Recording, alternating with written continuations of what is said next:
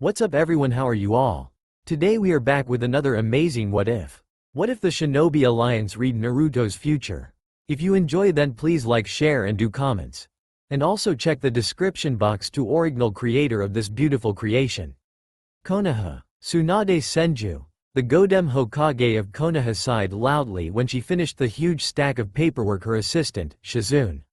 3 years had passed since the Fourth Great Shinobi War, and after Naruto defeated Toneri on the moon, the world had finally come to an era of peace, something that many years ago Tsunade who never thought she would be able to live long enough to witness.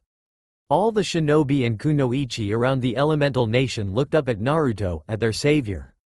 He was currently on a mission with his girlfriend, Hinata Hyuga, and was enjoying one of the greatest time of his life, something that no one in the world deserved more than him. Things had been going more smoothly between the 5 major villages than ever. Shizune, can you? But before Tsunade could finish her sentence, she was suddenly engulfed in a blue light, and before she could do anything, she was warped. Tsunade-sama, Shizune screamed out in surprise, but suddenly she found herself being engulfed in the same blue light just like the Godem Hokage. All around the elemental nations, the same blue light began to appear and covered a few ninja from each village. And then, when the light disappeared, the shinobi and kunoichi had disappeared. Tsunade-sama, Tsunade-sama, please wake up. A familiar voice called out to her. Tsunade slowly opened her eyes and saw the Mizukage's smiling face in front of her. The current Hokage of Konoha stood up and saw the other Kage was standing next to her with a relieved smile on their face. She stood up and looked around the place they were in. The place around her looked like the stadium of Konoha, but 10 times bigger and had a lot of chairs around a table. Tsunade looked around to see a lot of familiar faces have the same curious look like her. She could see the Konkuro and Tamari chatting with each other near them. The familiar guards of Maid Terumi also was standing near their Mizukage and talking with each other. Killer B who was standing with his students and of course, raping about the awesomeness of this place. Tsunade also saw her assistant Shizune talking with Naruto's favorite teacher Iruka. She also saw Junin like Anko, Ibiki or Kurenai, who was pregnant, was standing with each other. All the clan head was also present, even a few citizen was there, especially 2 of Naruto's favorite person, Tuchi and Ayame. Sakura was talking with Sasuke, and appearing to be really happy to see him again. Kakashi was chatting with a Junin from Kumo, but Tsunade didn't remember his name. She could also see all the Rookie 9 of Konoha was standing around this place. And of course, Guy was shouting everything about youth alongside with his student Rock Lee, while Tenten and Neji were looking at them and disappointed. Wait, Neji? Tsunade gasped and looked around her and saw the 4 previous Hokage and, her eyes beginning to water when she saw Jiraiya and Kushina talking happily with each other. Well, except for her granduncle Tobirama was scowling about his brother childishness. Minato was introducing his wife to the first and second Hokage with a happy expression on his face. After everyone had introduced each other to everyone, with the only exception of Jiraiya who happened to receive a hard punch from Tsunade and lost conscious for 30 minutes, but after he woke up he received another punch from Tsunade, and lost conscious again. The ones had participant in the 4th Great Shinobi War spent some more time to tell the lost one like Kushina and Neji about what happened in the war and especially Naruto's life for Kushina. To say the Uzumaki girl really proud of her son was an understatement. But she also hated the village for treating her son like a monster at first, but thanked them for helping her son in the world, especially the Rookie 9. Minato and Kushina was a bit miffed they couldn't see Naruto, but were happy that he was okay and finally found a girlfriend in the Princess of Hyuga. Well, the introduced was over, but I'm wondering, does any one of you know where we are? Minato asked and looked around the stadium. I thought this place was familiar, but it totally different than anything I have seen. He took out his tri-prongs kunai, and even I can't use Hirishin here, something wasn't right about this place. The other nodded their head. Some of them had tried to use ninjutsu here, but found they couldn't do anything. The only exception was taijutsu and Tsunade's superhuman strength. Whoever sent us here must be really powerful if they can bring the dead people back to life. Sasuke spoke up and many shinobi nodded their head. Then suddenly, something appeared on the table in a flash of light, which then revealed to be a small book with a gold cover and a strange mark that resembled a bird under the title. Hashirama, who was the nearest one to the table, picked it up and showed everyone the book. Fairy's Guardian? Jiraiya asked aloud, getting confused at such strange title. Fairy? As in the fairies in fairy tales or bedtime stories? We don't know yet. The first Hokage shrugged before pulling a note from inside the book, and gave it a glance before deciding to read it out loud for everyone to hear. Dear Shinobi and Kunoichi of Elemental Nations, the book you're holding is the story about a man who's called Fairy Guardian, take place several thousand years in the future. What? Everyone cried out in utter shock, as a 200 inches flat-screen TV, the largest TV anyone had ever seen, appeared on the table. How is that even possible? Kiba asked loudly, getting confused even more than before. Don't know, but whoever this person is, they want us to read this book. Tobirama Senju said, crossing his arms on his chest. It must be really important then, the future I mean, or else that person wouldn't waste their energy teleport so many alive shinobi and kunoichi, and bring back the dead ones back and put into a place to read a book like this. I agree with Naidame-sama. Minato said, and Kushina nodded her head alongside him. It's actually hard to believe, but someone with that much power probably strong enough to see into the future to write down that book as well. So, I guess I will start first reading it to everyone first. Hashirama smiled and opened the book. Go ahead, brother. Tobirama nodded his head alongside with everyone, he too also curious about his brother counterpart, to see what the boy was doing. Let's see the future. Fairy's Guardian. Fairy Tail charged at Acnogolia, the youngest generation of Fairy Tail, against the Dragon King of Apocalypse. Suddenly, the television was turned on by an unknown influence, showing an image of the Dragon King of Apocalypse, Acnologia. He was gigantic and had an upper body that covered in black, round scales, which in turn, were decorated by spiraling, blue markings. His lower body, specifically his chin, chest, stomach, inner tail, thighs and arms, were gray in color, and appeared to be rather smooth. Acnologia's eyes were white and beady, and his head was round and blunt with four, large, elongated plates extending backward. His mouth was full of razor-sharp teeth, and attached to his chin was a protrusion that resembled an arrowhead. His large wings were feathery in appearance, akin to a bird's. The scales disappeared at the end of Acnologia's tail, which in itself, ended in a stinger-esque shape. A dragon, but that's impossible. The Tsuchikage, Onoki said in shock, while many others looked at the dragon in awe. Well, we're in the future, right? Minato shrugged. It's several thousand years we're talking about, maybe a new species, such as dragon, appeared and started roaming around the world. Well said, Yondaime. Tobirama nodded his head in agreement. Let's continue, brother. Led by Ezra Scarlet, the other members of Fairy Tail returned to aid Natsu in his assault. The screen flashed again, that time showing a picture of a young woman with long, scarlet hair and brown eyes. She had a slender, voluptuous figure that the men with a pervert personality like Jiraiya could only describe as amazing, and outright drooling at her body. She was wearing a silver set of armors with blue skirt and black boots, with the armor's breastplate composed of a single piece of metal, decorated by curved lines and by a deformed version of cross mark with hearts, with the cross right arm extending to the right part of her chest, and the added mark, the same mark on the cover of the book, located under the cross itself. Wow, she's really beautiful. Minato admitted, and I got to admit, she looks a lot like you, dear. With the only exception of the eye color, of course. I have great hope for the future already. Jiraiya chuckled perversely, wishing that the red-haired girl showed a little more skin so he could see what was hidden underneath. Against the dragon, in order to protect their master, in order to protect their own, as a family. Oh, I like that. Hashirama made a small smile and nodded his head. Those words sounds amazing, don't they? He asked his brother, he kept a stoic expression and nodded his head nonetheless. I have great hope for the future, but of course, it wasn't the same hope as Jiraiya the Toad Sage. So, the dragon must be the villain then? Kushina asked, and her husband nodded his head in agreement. I wonder what villages are they from, assuming that there are still villages of shinobi around. Risking their life to save one of their own, and consider them their family. These people's bonds must be really strong. Sarutobi smiled. Please continue, Shodem-sama. Bringing out everything that was left inside them, Fairy Tail team attacked Acnologia, bringing down wave after wave of magic on its gigantic body. Excuse me again, but did I hear that right, magic? So ninjutsu is no longer used, or even exist in the future. And things we can only hear in bedtime stories, such as dragons and magic, are real and actually exist. Tsunade continued her grandfather's statement with a nod of her head. Everything we have seen so far is so magical, isn't it? You little Makarov, the third master of fairy tale said in bewilderment, completely shocked for what happened in front of his eyes. I want you to know this, Gramps. Laxus looked at his grandfather and grinned.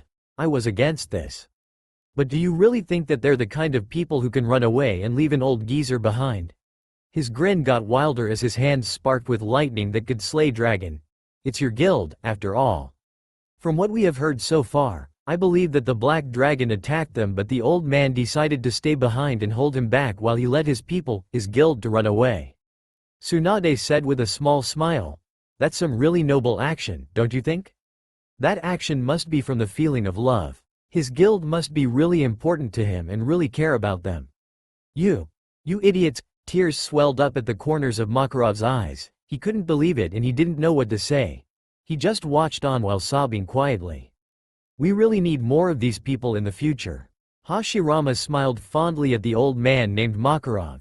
It's so rare to see such a strong bond like that. A little not too far away from the battle, a young girl, with long, wavy, yellow blonde hair that reached down to her feet with a single lock pointing upwards. Large green eyes that appeared to have no irises, peachy skin and a slight childlike build. She was wearing a frilly, pink layered robe with a red ribbon tied in a bow around her neck. Around the chest were 3 blue diamond patterns with 2 blue triangles above. Each series of these was outlined in a hot pink. She wore wing-like adornments around her ears and small hoop earrings and going barefoot. The screen flashed the image of the girl. Holy, she's so cute. Ino and some of the girls squealed out with an extremely high-pitched voice, forcing the boys and men to cover their ears to block the noise from their ears. Their voice had truly lighted up whole place like 1,000 fireworks. She looked at them with a soft smile, yet her eyes were in the sad manner. The next generation of fairy tale. Fairy's tale? Kiba asked. What kind of a name is that? It's fairy tale, not fairy's tale. Tenten shook her head, and please be quiet, we might find out sooner if you didn't interrupt us. Fighting against the strongest dragon, anyone who knew about the strength of the Dragon King could see that fairy tale was fighting in vain, as their attacks did almost no damages to the black dragon. With something that size and withstand that much magical attacks, I believe it's no less weaker than a Biju. Minato said, remembering about the day he fought Kyuubi for the sake of his village, as well as the climax of the 4th Shinobi world against the Jubi. Though, he doubted the creature would be anywhere as strong as the combination of all Biju. She closed her eyes and put her hands together. Please save them, Mavis Vermilion whispered softly. Save Fairy Tale. Oh, he must be calling Fairy Guardian, isn't she? Kushina smiled, tightening her fist at the thought of hope for the magic users, who she had taken a liking to just like anyone that were listening to the story. He must be really strong if she believes he can deal with something like that.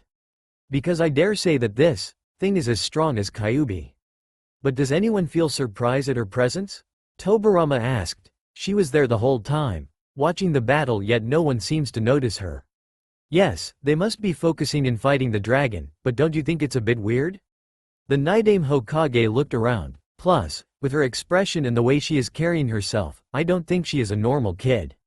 He's right, Jiraiya nodded. Other than the fact that she is freaking cute, I believe there is something fishy about this girl.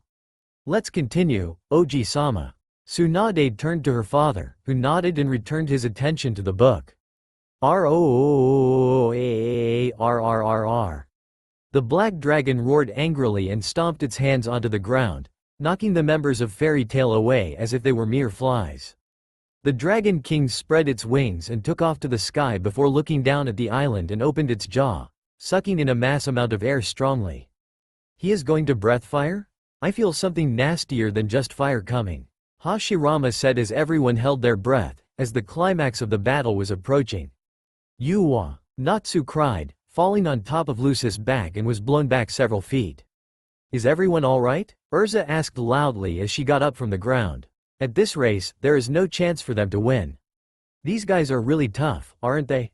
Kiba said while the rest of the Rookie 9, as well as Team Guy agreed. Is it strange to say that they remind me of Naruto? Definitely not, Kiba, definitely not. Tsunade chuckled with a shake of her head. Yep, guys like that are really hard to kill. None of our attacks are working at all, Elfman said through gritting teeth, his sister standing beside him, forced to deactivate her Saiyan soul form. Holy! Jiraiya cursed out with blood flowing down his nose while the males around him just gasped like a fish with a blushing face when the screen flashed, showing the image of Elfman's sister. She was a slim young woman of below average height. She had long, white hair which curled slightly at the ends, with two bangs framing her face and reaching down to her chest. Her hairstyle's most distinctive trait was a short, upward ponytail obtained by gathering and tying the hair covering her forehead. She had large blue eyes and a curvy, voluptuous body with large breasts. Her attire was a shot white dress that was tied together in front of her chest, and there was some bandages wrapped around her arms and legs, showing that she was injured. But it didn't make her any less beautiful in everyone's eyes. It's not fair. Kushina whined with a little jealousy in her voice. How can these girls be so beautiful and attractive? Well, I believe human has evolved in a way that we had never though before. Tsunade pointed out, Urza, Lucy, Mirajane, all three of them are really beautiful. And guess what? All three of them have very large breasts.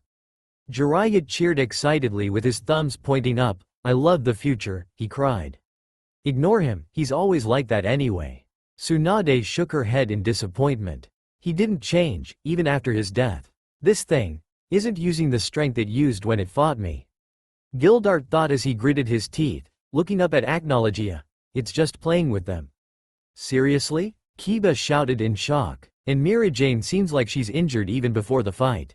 I don't know if the others are in the same condition as hers, but if they are, their chance of winning is even smaller than before. Neji admitted with a shake of his head. Fairy Guardian, please hurry. It's a breath attack, Gajeel shouted when he saw energy began to swirl around Acnologia's mouth. Yep, probably something even nastier than fire. Hashirama nodded in agreement at his previous words. Is it planning on blasting the whole island away? Kana asked in shock. The entire island? Minato asked in shock. Holy, this dragon must be really powerful if it can do something like that with one single attack. He hated it when he was right about the villains. Compared to the thing we fight in the fourth Shinobi world, it's still weaker, but power like that is truly terrifying. Let's just hope that this fairy guardian is strong enough to fight that creature. No way. Seriously? Everyone who can use defensive magic, put the power you've got into it, now. Urza ordered, pointing back to her group. Right, Wendy nodded. Another cute girl. Jiraiya giggled. The women are hot, the little girl's so cute, the future is awesome. Now is clearly not the time for that, Jiraiya. Tsunade shook her head and had the urge to punch him in the face, but decided to hold back for later when he did something really pervert. There's not enough time to draw the seals, Freed muttered. Oh, so there are seal masters around.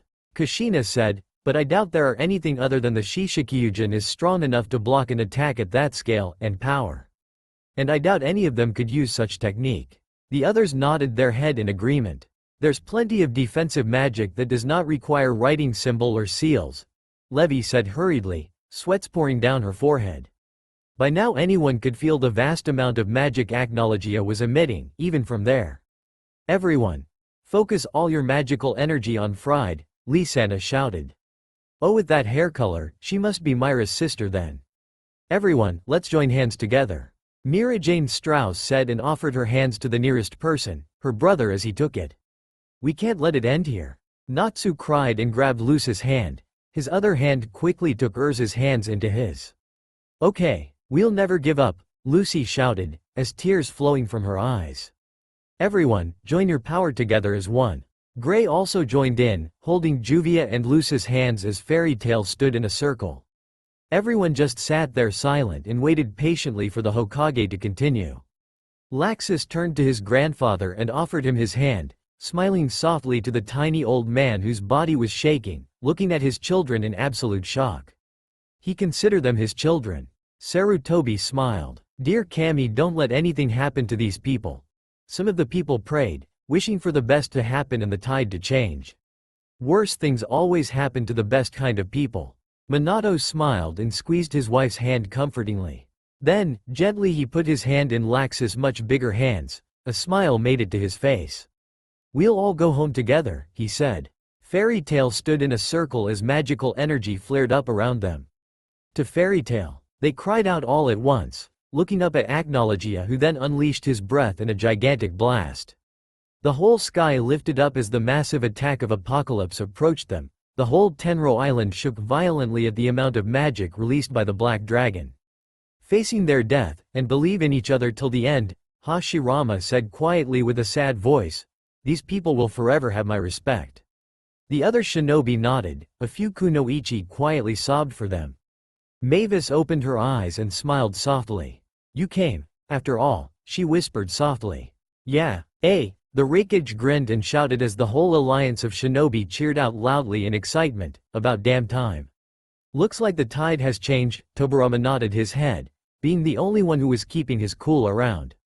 "Man, what a bunch of noisy brats. And I thought this fairy dude will have a better personality than this." Kiba shook his head and groaned out with a hint of disappointment in his voice. "But at least you'll save them, and this is the story about him after all," Ino said while leaning her head against Sai's shoulder. "Right? Sai-kun?" "Yeah." The former root shinobi nodded his head with a smile. "Let's just hope that he's not an emo like Sasuke-kun." The crowd roared out in laughter while the Uchiha only caught into his hand and signaled for the first Hokage to continue. Every single member of Fairy Tail's eyes snapped wide open at that lazy and unfamiliar voice. Looking up, all gasped in shock when they saw a young man standing on the sky, with his back facing them, looking up at the dragon and the dragon's roar approaching them. But what shocked them the most was that his body was glowing, as if it was coated in pure orange energy. He was wearing a long, energy-like high-collar cloak with strange black markings on his back. Excuse me?" Tobirama suddenly raised his hand and said, with a kind of tone they had never heard from him before, even his brother, "Is it just me? Or that man's appearance sounds a little familiar?" "Don't tell me." Everyone widened their eyes in shock after realizing what it was all about. "But it's impossible." Kakashi shook his head and said with a serious tone, "This is the future we're talking about, several thousand years in the future. There is no way he is going to be there. There is only one way to find out." Minato nodded his head at his student and turned to look at the first Hokage. Hashirama nodded his head and read. A giant head made of pure raw energy then materialized around his body before the whole body of a gigantic beast appeared, with the same black markings on its body and 9 tails moving behind it like wildfire. The beast itself was big, maybe even bigger than Acnologia himself, greatly resembled a fox with 9 tails. "No way." Kushina gasped in shock with her hands covered her mouth, hoping it was not who she thought, but the image on the screen was clearly telling her otherwise. The whole stadium fell into silence as they stared at the flat-screen TV, which was showing the image of a young man with spiky golden hair, standing inside the massive jaw of a beast with his hand raised, palm facing away from him in pure shock. It was Naruto Uzumaki, several millenniums, and yet he didn't look a day older than he currently was. Impossible. But, he should be dead. They all knew that the person that even came close to immortality was Orochimaru, but his way of achieving it was nasty, and they couldn't think about, or imagine their Naruto doing such thing just like the Snake Sanin. There must be a logical explanation for this. Tobirama refused to believe it and urged his brother, "Brother, please continue." One of his hand raised and the 9 tails fox opened its mouth. Small black, white and red orb began to appear and gather together to make a massive black sphere, as big as or even bigger than Acnologia's breath attack. "Bijudama?" Minato nodded his head, still in a state of shock as seeing his son still alive and well after all that time. "It's alright, Kushi-chan, he's going to be alright." He wrapped his arm around her shoulder and gave her a comforting hug. Kushina could only nod her head, but still wasn't any less worried for her son. "My job here is done," the young man said and shot the massive orb straight to Acnologia's roar. "From now, is yours, Mavis." "Wow, he sounds so mature. A lifetime is enough to make a man to become wise." Hashirama made a small smile at Ino's statement. Naruto, on the other hand, must have gone through several lifetimes.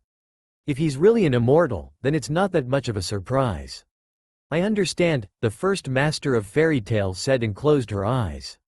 Two attacks collided on midair, creating a powerful explosion that shook the entire sea area. Its shockwave knocked the boat of the spectators back with large and strong wave. Acnologia cried out in pain as the shockwave crashed into its body, launching it toward the sky with no hope to regain the control of its balance. Everyone gasped in awe, but then it was turned into shock when the TV showed an image of a massive hole in the middle of the ocean, with few destroyed lands around it. Zarif stood, watching the destroyed island. "So, you finally return," the dark mage whispered and bowed slightly. "Thank you for protecting Natsu." And that is the end of this chapter. Hashirama announced before closing the book and gave it to his student, the Sandaime Hokage of the Leaf, who offered to read next. Silence soon fell over the shinobi and kunoichi that were present within the place. Neither of them could believe that their beloved knucklehead blonde had become an immortal, and was still alive several thousand years in the future. There must be a perfect explanation for this. The Nidaime Hokage, Tobarama Senju, was the only person that was still refusing to acknowledge it, trying to come up with a more logical explanation for Naruto's presence in the future. "I refuse to believe this." The white-haired man shook his head. "Tobarama, as far as we can see, there is no other way for him to appear in the future like that," his brother said with a serious tone, unlike his usual playful, "unless there is a magic that can transport people from the past to the future, but we're talking about many thousand years here. I doubt there is someone strong enough to summon someone like Naruto." Around him, many people nodded their head in agreement. Years after the war, Naruto had become so powerful that they doubted anyone other than Sasuke would be able to hold their ground against him. "But, how can he become immortal?" Kushina spoke up with a worried tone. "As Uzumaki is well known for our strong life force, but strong enough to archive immortality, that is something unthinkable." She shook her head. "We can only answer that question by reading on." Kushina. Minato said, "I believe, whatever is going to happen to our son, will be revealed in this book." Kushina bit her bottom lips before nodding her head. It was her right to be impatient. She had never gotten the chance to care for Naruto like Minato did when Orochimaru brought him back during the climax of the Fourth Shinobi War. And then as soon as she heard about him she suddenly learnt that he was going to become an immortal. "I will start reading," the Sandaime said, and everyone soon fell into silence. 7 years had passed since the day Tenryujima was taken down by Acnologia, bringing the top strongest mages of Fairy Tail down to the deepest part of the sea with it. "I still can't believe young Naruto managed to defeat away something that was as strong as Kurama like it's just another walk in the park." Hashirama shook his head. "Having witnessed and fought against Kyuubi before, I don't know with that level of power should we call him the second Rikudo Sennin or not. Time is the only thing that is holding us ninja back." Tobarama stated calmly, "If Naruto is really an immortal, then he has all the thing he needs to grow stronger and stronger." Fairy Tail, from the strongest guild of Fury. "So, the world is now called Fury?" Sakura asked in interest. "Or, Fury is the name of a continent." Tsunade smiled at one of her disciple, "and Fairy Tail is its strongest guild. I wonder if this guild system works like Ninja Village." "I highly doubt that." Jiraiya shook his head. "Had become the lowest, weakest guild without its core members. I wonder what were they doing on that island." Onoki spoke up for the first time. "And they're all injured beforehand." His granddaughter, Kuritsuchi, said as they could all remember the state Mirajane was in when she fought against Acnologia. Surely something did happen before Acnologia arrived and attacked them. They barely got any new mission requests, even losing their guild building to the new guild in Magnolia Town, Twilight Ogre, forcing the remaining members of Fairy Tail to move out of the town. Must have sucked for them. Kiba chuckled and everyone nodded their head in agreement. But it would soon change because deep underneath the sea, most of Tenryujima remained unscratched. "I wonder what happened to the people on Tenro," Kushina said. "With Naruto there, I don't think he is going to let anything bad happen to them, right?" She turned to her husband and asked hopefully. "Of course he is, Kushina." Minato nodded his head. "Of course he is." Wrapped protectively inside a giant sphere with the symbol of Fairy Tail on the surface. "A sphere? Must be a seal or a barrier to protect them." Kakashi replied to his student's question. "Remember, when Acnologia's attack and Naruto's Bijudama collided, a powerful explosion was made. Its shockwave was more than enough to blast a massive dragon that can fly into the sky without any control, and it was just the shockwave, not the heat and power unleashed from the explosion. Surely the island won't be able to handle something like that. Inside, the core members of the guild was sleeping, as time seemingly didn't move in there. 7 years and yet they didn't age a single day, all thanks to the magical sphere that protected them and the mysterious young man who stopped most of Agnologia's attack. The shinobi and kunoichi all gasped in awe after hearing about such powerful and magical protection spell. Even the ones who knew and learned about Uzumaki's Fuinjutsu act, known for being the strongest sealing art in the world, like Kushina or Minato, was totally speechless and found themselves in a state of shock. Then suddenly, a paper with unfamiliar handwritings appeared on mid-air before landing on the book on Sarutobi's hands. The Sandame picked it up, giving it a quick read and started reading it out loud for everyone to hear. Fairy is one of the 3 great fairy magic, distinct to the Fairy Tale Guild. He read, a spell which converts Fairy Tale members' bonds and faith into magic power. The spell protects the guild from any evil, an absolute defense magic, powerful enough to defend against even time. However, the sphere acts as a stasis chamber, a place in which time stops, thus everyone within the sphere is stuck in a frozen state in which they don't age. Holy! Jiraiya cried in shock, that is some extremely powerful spell right there. Wait a second? Sakura raised her hand up to stop everyone from talking. Time is frozen in that sphere. Do you think that it has something to do with Naruto's presence in the future? It was a more logical way to explain the biggest question, but before any new opinions could be voiced, surprisingly, Tobirama spoke up with a shake of his head. I doubt that, child. He said, it will take a lot of time, probably no less than a couple of thousands years for chakra, ninjutsu to disappear, or at least forgotten and replaced with a new kind of power. Even if Fairy Sphere, or at least a spell with the same power, is one of the first spells that is going to be created, Naruto will have to live for more than 10 lifetimes for that to happen. Everything is leading to the fact that he is indeed an immortal. It was hard for him to accept it, but when every logical explanation had been eliminated, then the illogical would be the truth. I see, Sakura nodded her head in understanding. 3 great fairy magic. Jiraiya decided to change the topic back to the story, spoke up. If Fairy Sphere is that powerful, you can't help but imagine just how powerful the other 2 spells are. Around him, the alliance couldn't help but nod their heads in agreement. And if I wasn't mistaken, that spell was casted by a little girl. Tsunade chuckled before turning to her teacher. Please continue, Sarutobi-sensei. However, unlike the Mage of Fairy Tale, there was one single person within the sphere that was still awake. Naruto. Even though time didn't pass within the glowing orb into him, it was just a few seconds after Mavis created the sphere. Only a few seconds? Kakashi's eyes widened in surprise. And that is some seriously ridiculous powerful spell. Jiraiya shook his head with a small chuckle. He could still feel the time around him pass lazily. Seriously, just how powerful this kid can possibly become? Tsunade asked out loud. And that young man was lying on the ground with both hands behind his head, looking at the sea outside the sphere with his eyes half lifted, a bored expression on his face. Well, sound familiar? Ino giggled slyly as she turned her head to look at her most lazy teammate, who groaned and scratched the back of his head with his eyes half lifted. Shikamaru, I think you rubbed him with your laziness. Asuma chuckled mirthfully while patting his student's back. At this, everyone chuckled at Shikamaru, who muttered something under his breath before saying his trademark words, troublesome. He was a handsome young man around the age of 19 to 20, with spiky blonde hair and bright azure blue eyes, 3 whisker marks on each cheek. He was also rather tall and has a lean, yet muscular build. He was wearing a black uniform-style jacket with an orange zipper that features several buttons on the waist and sleeves, allowing him to fold up the left sleeve and rear coattails, giving him easy access to the pouches on the back of his belt. He wore a red armband with the crest of Fairy Tale on his left arm. Most the kunoichi, married or not, blushed brightly when they finally saw Naruto's appearance from the scene. Kushina, meanwhile, smiled at her son with pride and leaned on Minato's shoulder. Such a fine young man he has become, hasn't he, Minato? Kushina said softly, and the yellow flash of Konoha couldn't stop himself from nodding in agreement at his wife's words. I do have a feeling that we will have a Casanova here.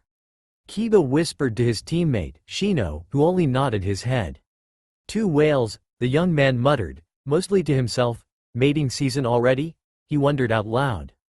He then yawned loudly and then blinked twice when he saw the first master of fairy tale stood above him. Wait, hold on. Ino decided to interfere as she suddenly noticed something very strange. In the first chapter, it was stated that Makarov-san was the third master of fairy tale, while Mavis is the first master of fairy tale. Then everyone widened their eyes at that revelation. Could it be that she's an immortal too? Tenten asked. I believe we'll find out soon enough. Looking down at him with a smile. You're blocking the sun, Mavis. You do know that we're underneath the sea, Naruto. The first guild master smiled at him. We can't see the sun here.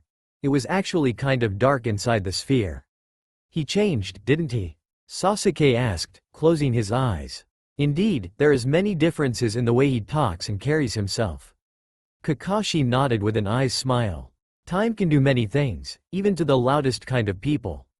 Tobirama nodded his head with a smile. The cloud as well, Naruto chuckled, closing his eyes. How long? 7 minutes, Mavis said with her head titled to the side. 7 minutes for 7 years, those brats' bond is really something. Naruto nodded his head, good for them. So, the stronger the bond, the greater the sphere.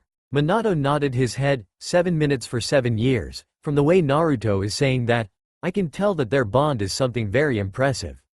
It's not just magic that is magical. Hashirama smiled. The bonds and faiths of fairy tale are becoming stronger and stronger with each generation, Mavis said softly, closing her eyes. All of those thoughts allowed one of the 3 great fairy magic, fairy sphere, to be activated. Their will and faith of each other become an absolute defense magic.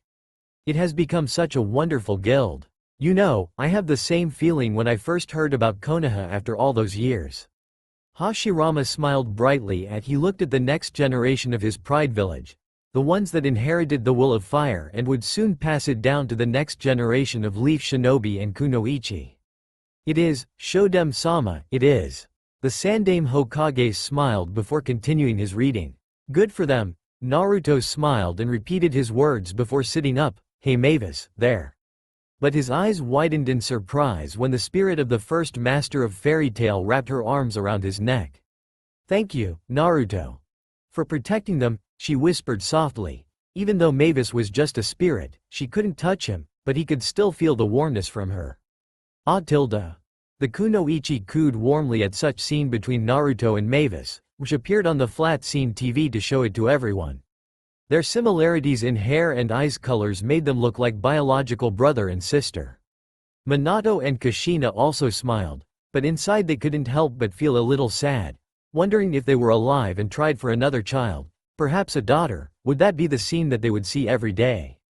A spirit, so she is already dead then. Tobirama said to his brother, it's clear that she's not a spirit. Don't ruin the mood, Tobirama. Hashirama chuckled loudly, making his brother give him a glare. Hey, don't mention it. Naruto smiled and stood up, his shoulder passed through Mavis' ethereal body. There is a ship approaching. I think it time you bring my island to the sea again, and he walks away. Line break. Natsu, get a hold of yourself. Jet and Droy said while trying to pull the pink-haired salamander from the ground, as half of his body was covered in earth. Oi. Natsu, wake up your bastard. Warren cried out. That's clearly not the way to wake someone up. The Godem Mizukage said while shaking her head. What? Shut up. Natsu roared and busted himself of the ground, ready to fight. Wah, I believe we have found another, pink-haired version of our current Naruto here. Jiraiya laughed loudly. A noisy brat who blindly fight first and think later. The closest people to Naruto, such as Kakashi and Iruka, nodded their head in agreement with a long sigh. Natsu, Wah, Jet, Warren and Droy threw themselves on him with their arms wrapped around Natsu's neck much to his shock. What the hell happened? The pink-haired boy wondered out loud. Why did you guys come here? He then widened his eyes in shock. And by the way, did you age a bit? And Droy got fat too. He cried out and pointed at the chubby boy standing next to Jet, his eyes as wide as dinner plates. 7 years did pass, after all. Minato chuckled. But to the people on Tenro, it's only 7 minutes, it must be a lot for them to handle once they got back to the civilization. You haven't changed at all. The 3 cried out of happiness with tears flowing down their cheeks. We just got attacked by Acnogolia. Then a golden guy came and turned into a massive fox with black markings, he said, trying to recall his memories. His eyes then snapped open. What about everyone else? He summarized everything in one sentence. Sakura chuckled nervously while everyone burst out in laughter. We really did have another version of Naruto here. I know, right? Jiraiya laughed. Right here, Mavis said softly, earning the attention from the group. Who are you? Droy asked in surprise. My name is Mavis, Fairy Tail's first master, Mavis Vermilion, she introduced, making the Fairy Tail group to cry out in absolute shock. I would probably do the same if I see a ghost. A random kunoichi said and her friend nodded in agreement. She then slowly turned around and walked away, leading them to the spots where the other members of Fairy Tail were. The guild gathered in front of Mavis, with their eyes wide in surprise at the presence of Fairy Tail first master, the one that was supposed to pass away a very long time ago. They also saw an unfamiliar young man lying on the ground at the other side of the rock Mavis was standing on, his hands clapped together behind his head, looking uncared about what the guild was saying. He changed a lot, Tsunade said in surprise. I don't think I can recognize him anymore. That wasn't just maturity, Tsunade. Tobirama shook his head at his grandniece. Time can do multi-things to people, especially when he is the only one who continue to live while the laws of nature take away everything he cares about. He made sure to say it with a low tone so only a few people could hear, because he didn't want to make Naruto's parents, especially his mother, to get more worry about him. What now? So the first protect us, Makarov said through tears, smiling at the young woman with long golden hair. No, I'm just an ethereal body. Since I converted everyone's strength into magic, I had to give it my all. Mavis smiled with her eyes closed. Unwavering faith and resilient bonds will bring even miracles to your side. She then looked at them and smiled with her head tilted to the side. It's becoming a wonderful guild, Sandame. That is some really wise words for someone so young. The Sandame Hokage said in surprise. During the time when he was still the Hokage of the Leaf and alive, only Itachi Uchiha had shown such wisdom when he was still very young. I don't think she is that young. Kakashi said, she is a spirit, after all. Naruto looked at the ground and smiled softly. This really brought back some memories about a certain old man that took care of him when he was young. Minato and Kushina both smiled at Hiruzen, who returned with a fatherly smile and a nod of his head. Young man, the third master of Fairy Tail turned to Naruto and asked with a kind tone, wasn't you the one who defended us against Acnologia's roar attack? He recognized his voice and his feature, even though he looked very different from how he was during Acnologia's released its roar attack. Yeah, appear like a god and defeat a dragon, way to go Naruto. Kiba groaned out loudly at the thought. He turned and looked at them. Everyone was looking at him, their eyes widened slightly. Naruto wasn't surprised by this kind expression at all, since Acnologia was currently one of the strongest beings here at Earthland, going toe-to-toe and even actually sent him away. Something that even a whole guild worked together still couldn't manage to do wasn't something that you would see every day. So, that dragon was one of the strongest around? Tobirama said. I clearly don't want to see the strongest. Yeah, so? Naruto spoke up. I thank you for what you had done, Makarov said, bowing his head low to Naruto. If it was not for you, we would. Save it, Naruto cut him off with an emotionless tone. Did you know that even without me take out most of that blast, Tenryujima would be still protected by Fairy Sphere? He then looked away. I didn't think that your bond would be strong enough to defend you, that's all. Did I really hear that right? Tenten gasped in surprise. He changed so much, didn't he? No matter how many times they asked that question, it would never get old. They could no longer recognize their beloved knucklehead hero.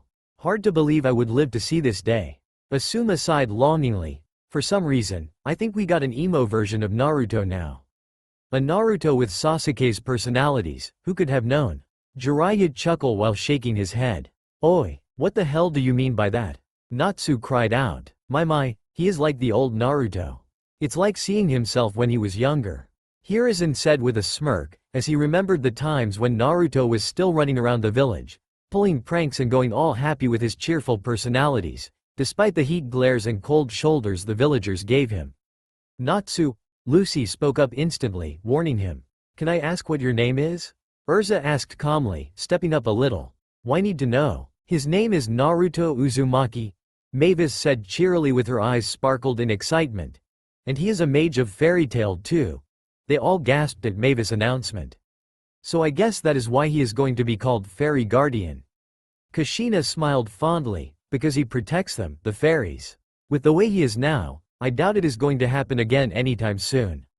Way to bust the bubble, brat, Naruto said loudly. Awesome. Natsu cheered out in excitement, much to Naruto's amusement. We have someone as strong as you in our guild. You're a fairy tales mage? Laxus said in shock. He was after all one of the oldest member of the current younger generation, and yet he'd never seen Naruto before. And he was actually looked no older than him, maybe even younger, but I'd never seen you joining our guild before. I stay here most of my life, Naruto said shortly. Mavis taught me how to create a magical guild mark, so I make one. He grabbed a rock and threw it straight to the lake in front of him. It jumped on the water surface for a few times before sinking. It wasn't a lie, only part of the truth. A half-lie isn't a lie or the truth either. Tobirama said proudly, foreseeing the new generation wasn't as bad as he thought. By the time they realized what the guild mark capable of, they would start to question his power. There is something magical about that mark too? Probably there's some secret about it. Shino stoically replied to his teammate's question. I think it is understandable. The third master nodded his head. I think it time for us to return to fairy tale. He said to his children, and Natsu cheered out while everyone smiled brightly. Naruto, do you want to come with us? A mage of fairy tale was a mage of fairy tale. No matter the way you joined or where you were the family member of each and every single other member of the guild. It's very wise of you to think that, Makarov Drayar, Hashirama said with a grin on her face. Fairy tale really consider each other like family, don't they? No thank you, I'm alright her. But he stopped when he saw Mavis once again stood above him while looking down at him with interest eyes. What do you want, Mavis? The girl only smiled to him. You want me to come with them, don't you? He asked again. This time a tick mark appeared on his forehead. Mavis nodded her head rapidly, sigh.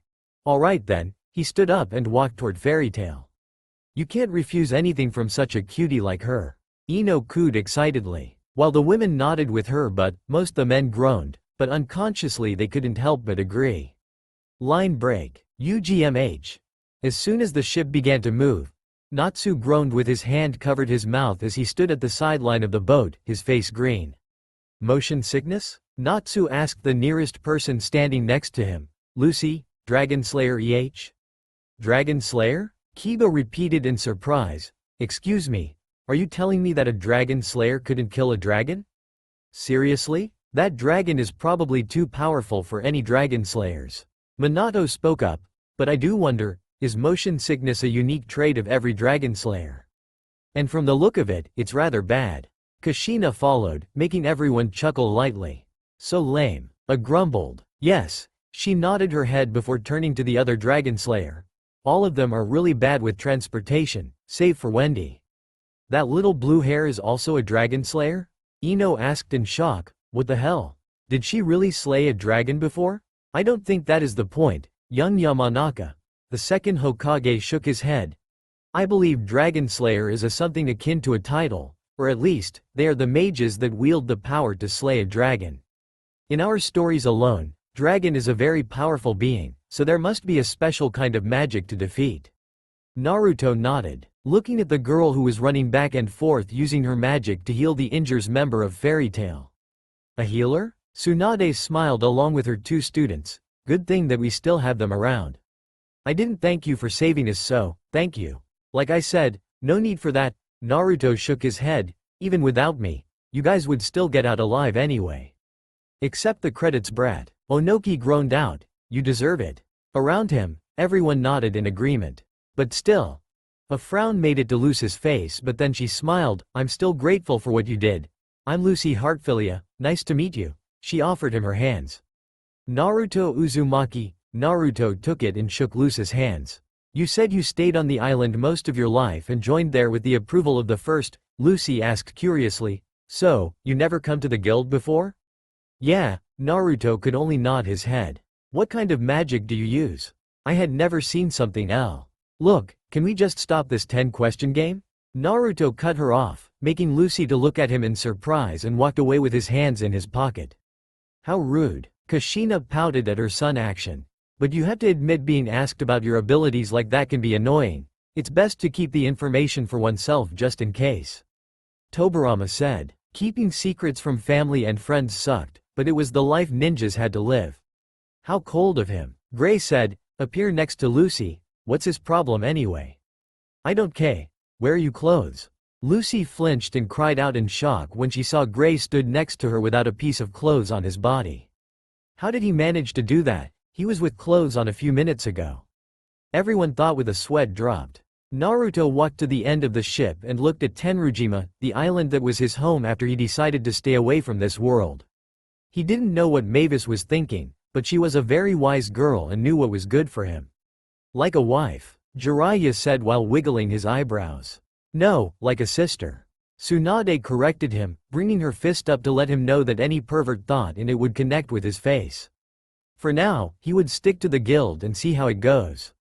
After all, after so many things he heard about fairy tale in the past, maybe stick to them for some time wouldn't be too bad after all.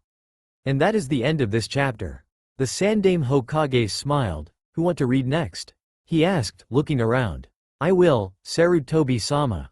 Minato offered his hand and took the book from his predecessor's hands. Minato opened the book and flipped to the third chapter before reading it out loud for everyone to hear. X791 Magnolia. X791? Kiba questioned with an amused tone as he turned to his teammate. It's a strange way to address a year, don't you think? The dark glasses, insects user Shinobi nodded his head in agreement. Can't help but wonder what happened 791 years ago. Hashirama spoke up before signaling for the fourth Hokage to read the book. By the time they came back from Tenro Island, 7 years had passed by in Earthland. I still can't believe the world is going to have such a powerful barrier like that.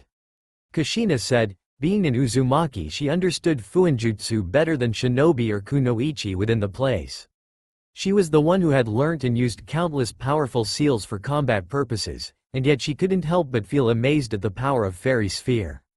A magic that covers everyone's bonds and faith into magic power. Sarutobi nodded his head, which alone can speak volume of how powerful bonds and faith are. Lucy looked around the guild and she couldn't help but smile a little. It felt like a fairy tale she read a long time ago, though she never thought she and everyone of the guild would end up in a situation exactly like that story. Wonder what story she is talking about. Ino mused. She got the feeling that she knew that story from the bedtime stories her mother used to tell her when she was a lot younger, but wasn't too sure, so the Yamanaka's heiress decided to keep it to herself. Last night, the guild got a massive party to celebrate the return of the core members of Fairy Tail, and even if she wanted to, Lucy would never be able to forget any moments of that night. Drinking, singing and dancing. As if they were making up for 7 years of lost time. Fairy Tail was no longer the best guild of Earthland, yet it was still pretty much the same as before. Everyone, laughing and smashing their fists into each other's face, before wrapping their arms around each other's shoulder, tears of joy falling down their eyes. Well, Jiraiya chuckled. That's a way of celebrating, isn't it? Everyone nodded his head in agreement and laughed at the thought of such party, where everything went chaos. They have 7 years to catch up to with each other, after all. Kakashi nodded with an eye smile.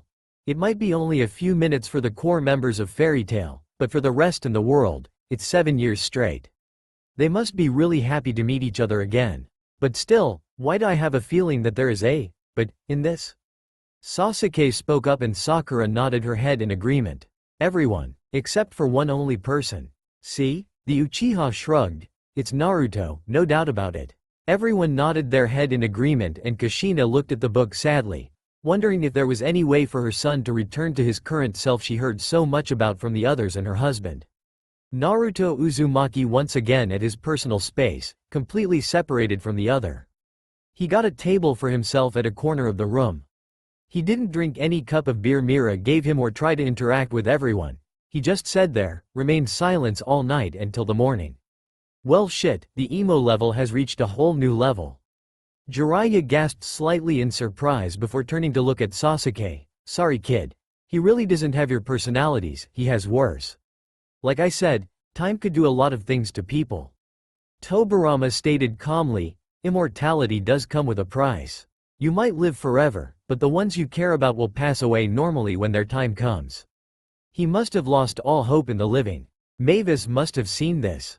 His brother, the first Hokage, continued after him before the atmosphere could become any worse. It must be the reason why she wants Naruto to come with Fairy Tail.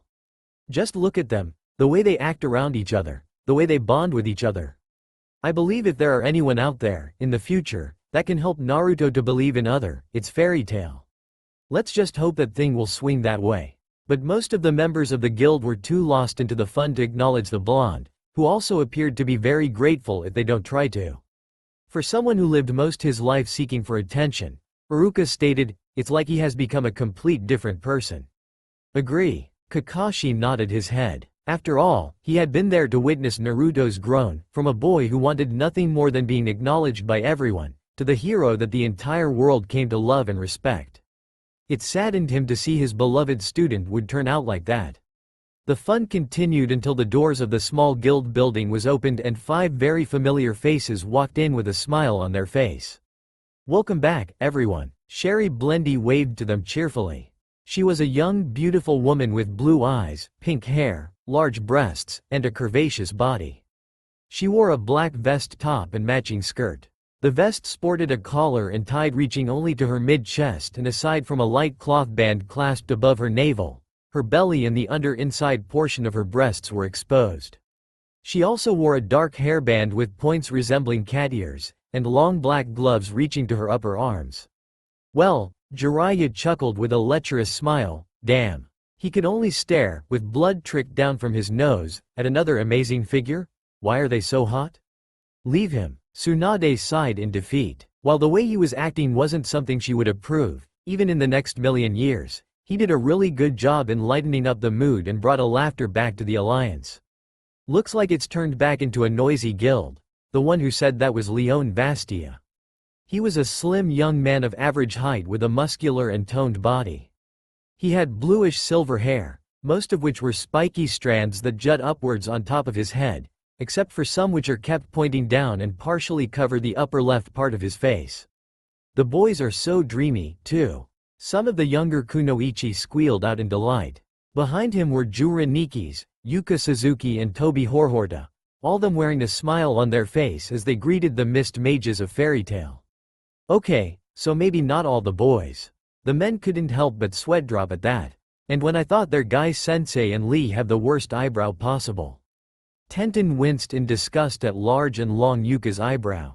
You guys, Gray said in shock, standing up from his seat. Lamia Scale, Lucy gasped.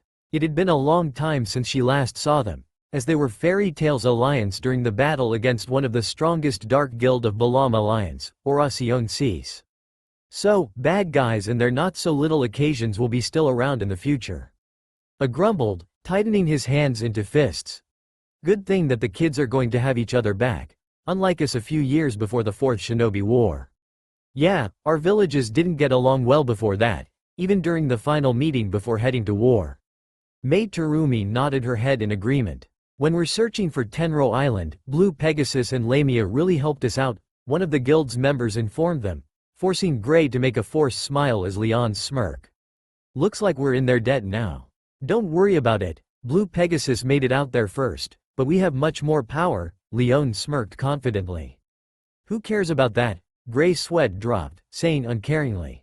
Well, I do have a feeling that these two had quite a history with each other, haven't they? Well, in these past 7 years, we Lamia Scale have climbed up to the number 2 guild in Fury, Sherry said with a smile, putting her hand to the above of her sizable chest. Too bad for you, Lucy-san. Only number 2? Kiba asked in surprise. So who is the number 1 then? Blue Pegasus? Nah, don't think so. Ino shook her head and Sakura nodded in agreement. So, does that mean number 1 is Blue Pegasus? Lucy asked. Of course not, Toby cried.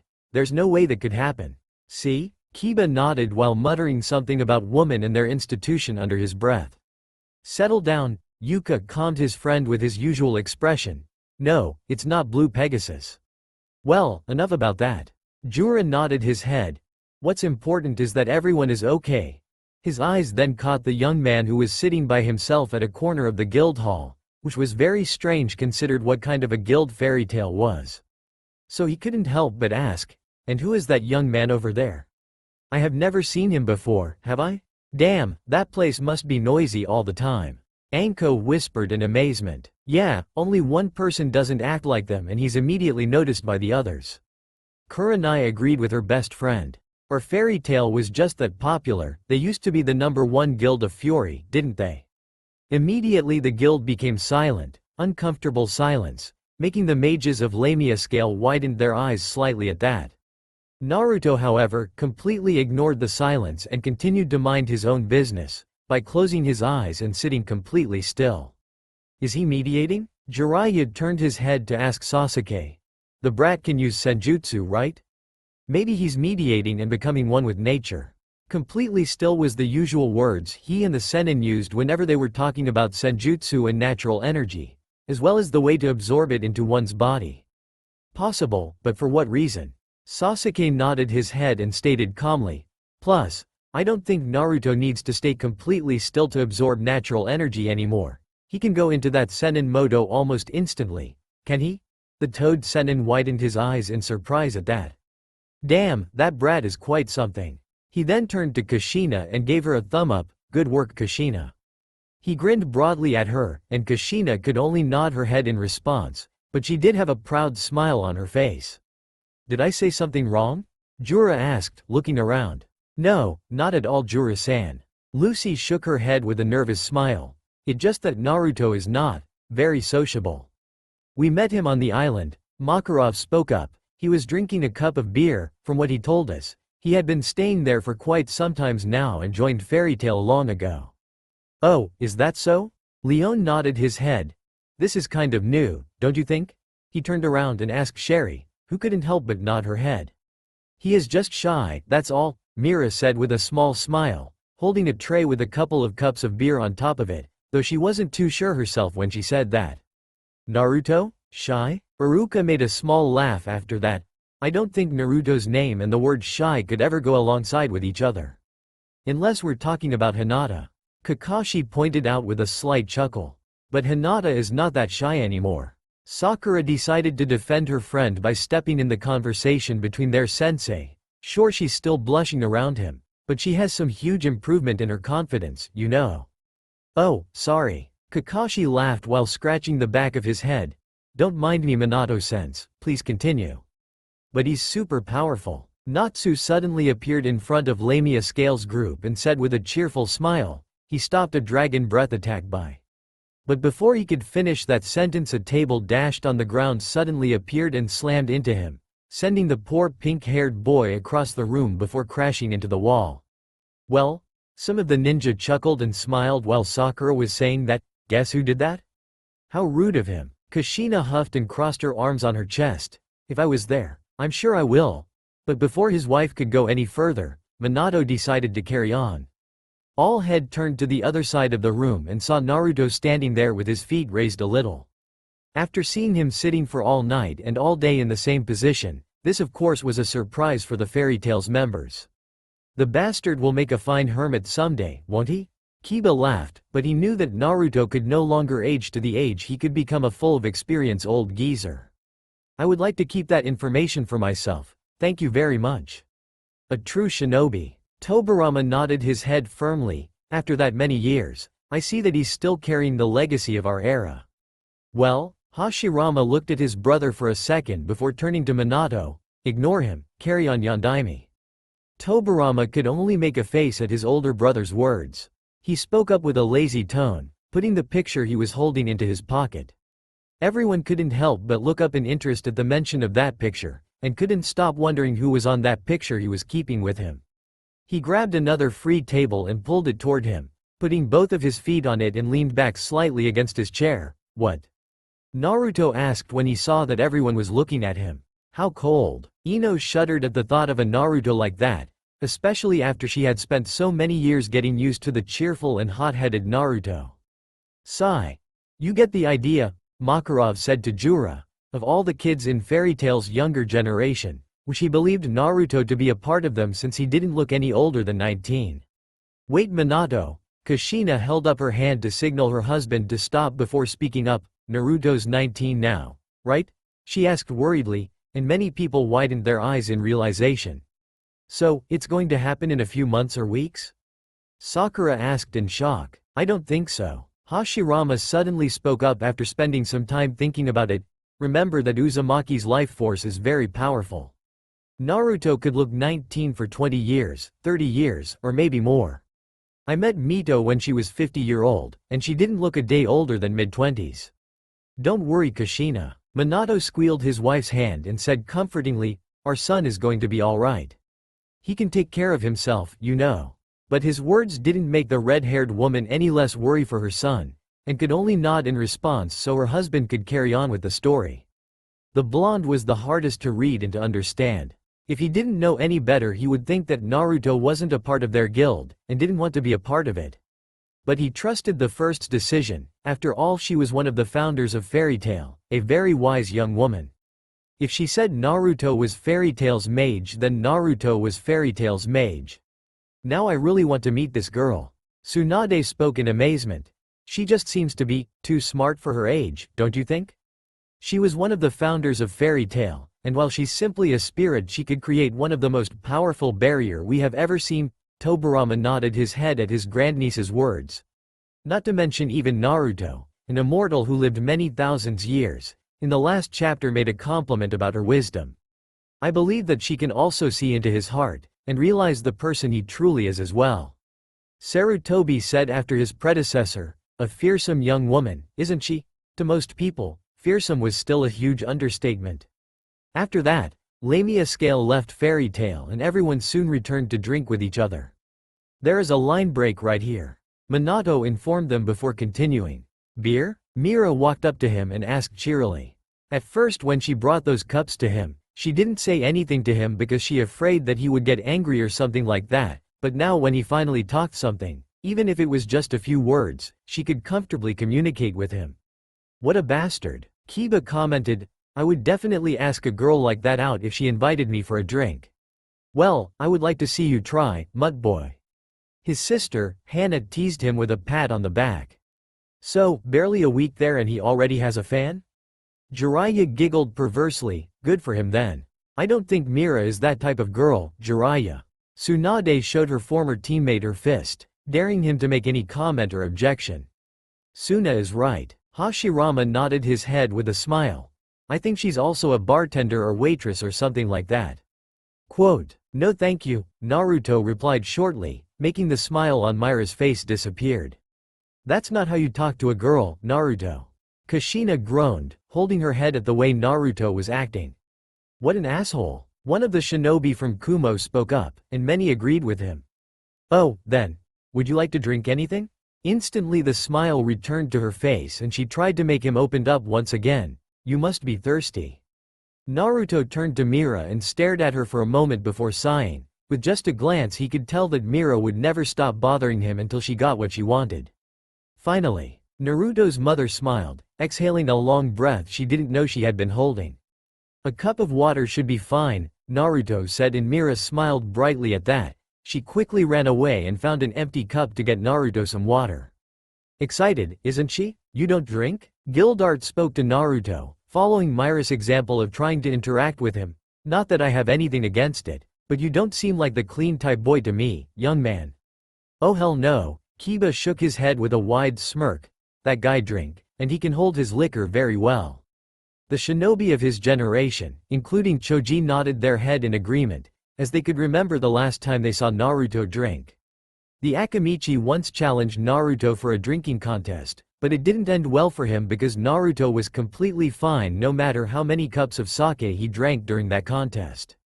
It's because of the Kyuubi, or Kurama.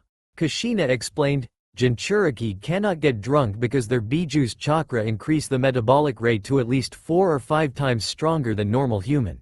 So the alcohol cannot affect us unless we drink 5 times faster than usual.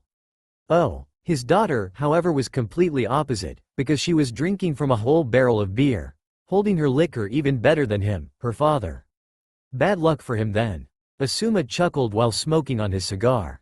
A whole barrel? Shizune said in shock. She's even worse than Tsunade-sama. The Godem huffed and turned her head away, crossing her arms beneath her gigantic chest, and chose to ignore her assistant's words. I drink, yes, Naruto said, taking the cup of water from Mira, but to me, beer the same as a cup of water. Point is, I can't get drunk, so what is the point of drinking in the first place? Well, we can enjoy the taste, actually. Yugito, the former Jinchuriki of Nibi no Nekomata, spoke up for the first time. Naruto said shortly and gulped down the water in one gulp. Thank you. He handed it back to the beautiful white-haired girl. What's your name, by the way? That's right, ask her name and flirt with her brat. Jiraiya giggled perversely. Next thing we know it, he'll bed this girl for sure. Geez, he has a girlfriend, you know. Tsunade scolded. I'm Mirajane Strauss. Mira introduced herself with a smile. Take over magic? Naruto asked, making Mira widen her eyes in surprise before nodding her head. Demons, I suppose. Interesting, the Nidaime Hokage thought while everyone listened on. You can tell? Makarov asked in interest. He was sitting on the table beside Naruto's with a cup of beer in his hands. The third master of fairy tale was pretty drunk, but he was still in the right mind to acknowledge the surrounding, about everyone's magic. So, I suppose that each one of them has their own magic. Sarutobi said. Natsu and Wendy use dragon-slaying magic. Freed uses magic that can create seal and barrier. And Myra's magic has something to do with demon. Interesting, isn't it? It's like their own bloodline limit or something like that. Hashirama grinned. Wonder what the others' magic are, said Onoki. No, only Mira here, Naruto said. I can feel their emotions, the demon's emotion, coming from her. Of course, since demons aren't the friendliest ones, it is actually hard not to notice such a negative emotion coming from a cheerful young woman. She has demons living inside her? Kushina gasped in surprise. You don't think she's a Jinchuriki or something like that, don't you? Tenten asked worriedly, knowing full well how hard and horrible the life of a Jinchuriki was. I doubt that. Tobirama shook his head. Her magic is called takeover magic, so she must have the power to completely take over the demons, both mentally and physically, and used their power to fight. It was quite a magical magic, indeed. I see, Minato said before returning to the book. You can sense emotions? Gildard asked in surprise. Come to think of it, what is your magic anyway? Before Naruto could answer, Natsu suddenly leapt toward him with his fist covered in fire, trying to punch Naruto on the face.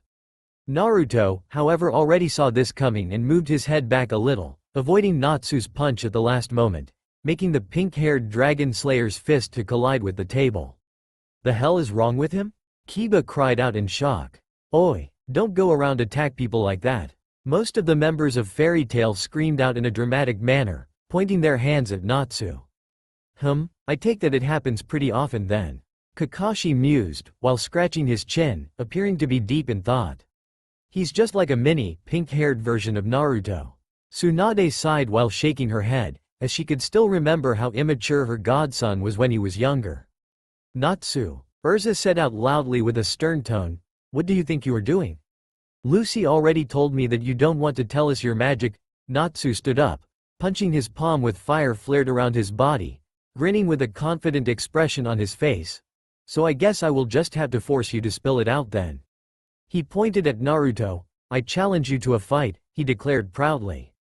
At least he could say that before trying to punch him.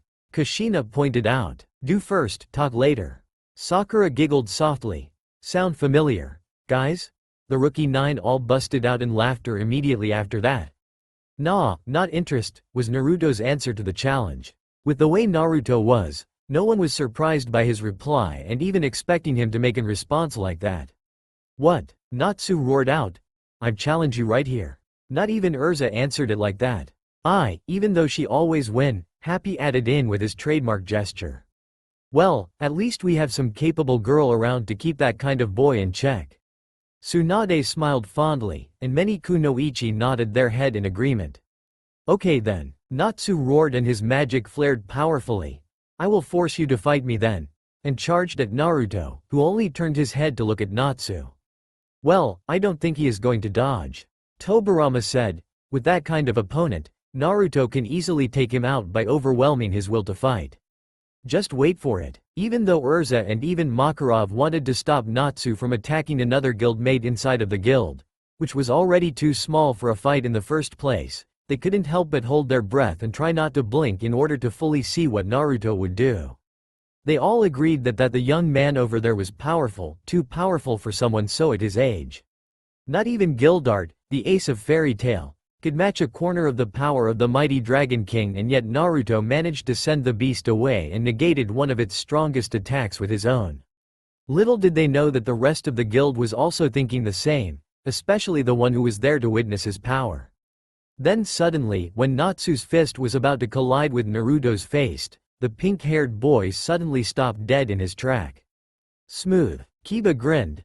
I don't want to admit it out loud, but hate to be in that pink-haired guy's shoe. There is nothing to be ashamed about, young Inuzuka. Hashirama smiled. Silence. Before their eyes widened in shock when Natsu began to sweat uncontrollably. His eyes slowly widened and fear made it to his face, as if he just saw something terrifying. Why you? Natsu stuttered before he collapsed to his knees. Poor guy, Kiba smirked. Hopefully he isn't going to shit his pants right there. He must be a hot-headed boy, but I don't think he is that weak-minded Kiba. Kurenai said to her student and placed a hand on his shoulder. He fought against a dragon after all.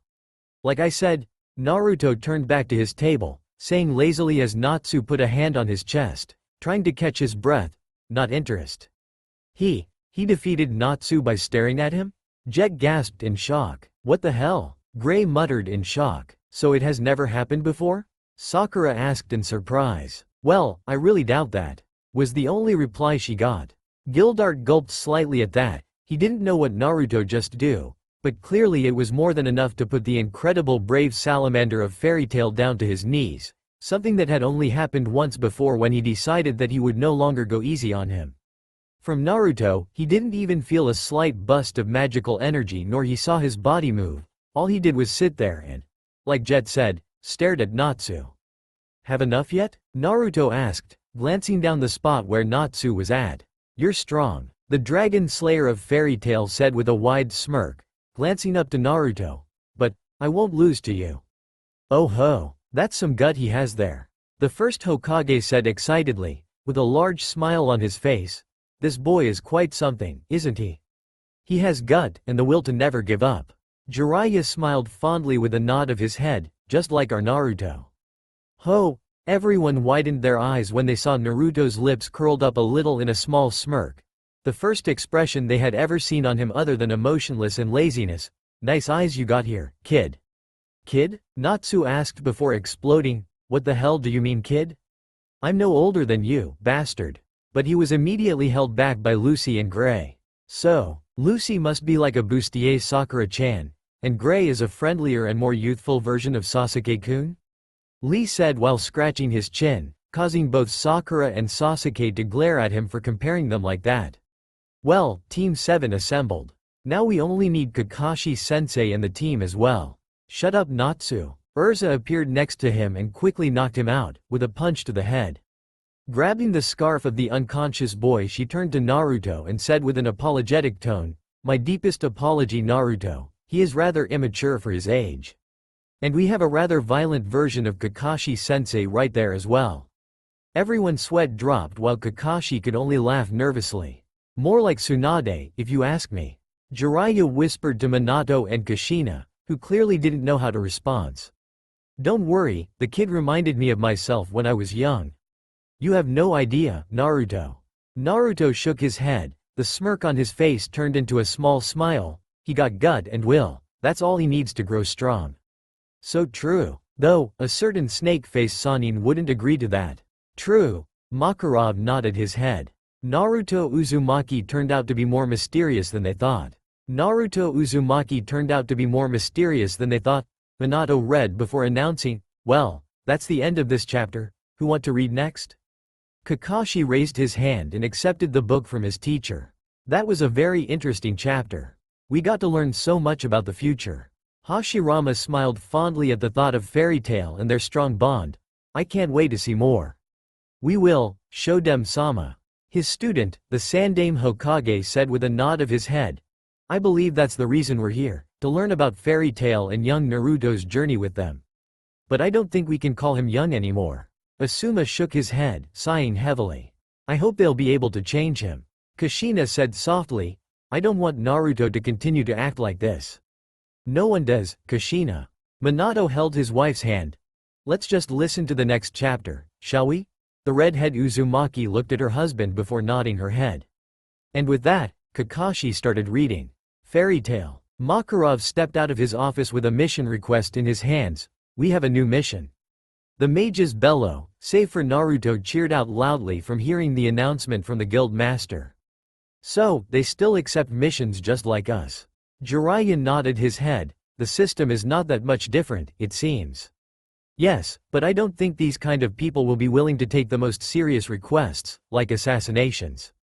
Tobirama stated calmly. Because of the absence of the core members of Fairy Tail, the guild was dethroned from the number 1 position a few years ago and became the weakest guild among the mage guilds of Fury. Ah, I get it. Mei Terumi said, smiling, they're having the same problem as we were before I took the position of Godem Mizukage. Because of the Bloody Mist reputation, only the worst kinds of missions were sent to us, and we rarely had anything to do back at those days. It was really hard for us to keep our income, so I understand. Akunoichi of the Mist, who had gone through the bloody era of her village, commented her thoughts out loud. I hope they will start doing fine from now on, now that the core members are back. It was Ino who said that, and Sakura nodded in agreement. Missions were rarely sent to Fairy Tail nowadays, especially missions from A class and S class with high payments. Even the old ranking system is still there. Tsunade was surprised. From the lowest and easiest D-rank mission, to the hardest and highest S-class mission. The second Hokage concluded, so I assume there are rankings among the mage as well. It's not like the weak and inexperienced mage can take on top-class missions, can't they? Most of the remained missions were finished by Team Natsu. Team Natsu? Jiraiya chuckled. That brat got his own team? Now who want to bet who are in that team? Urza, Lucy and Gray. Kiba immediately jumped in without taking a second to think, probably Happy too, but does a cat count? Probably. And the returned, stronger members of Fairy Tail. So around this time there was no more mission on the guild's mission board, even on the S-class board on the second floor. And of course, every member of the guild was seriously in need for money. Mine. Natsu cried out and leapt forward, trying to get the mission request paper from the master's hands. Era, I don't know it's that bad. Mei slightly gasped in surprise while the others just laughed. Forget it, that's mine. Jet cried out and shot forward with his magic bumping into his legs. Oh no you don't. Kana pulled out 3 cards and they began to glow with magic. Magic cast with cards? Shizune stated in surprise, that's new.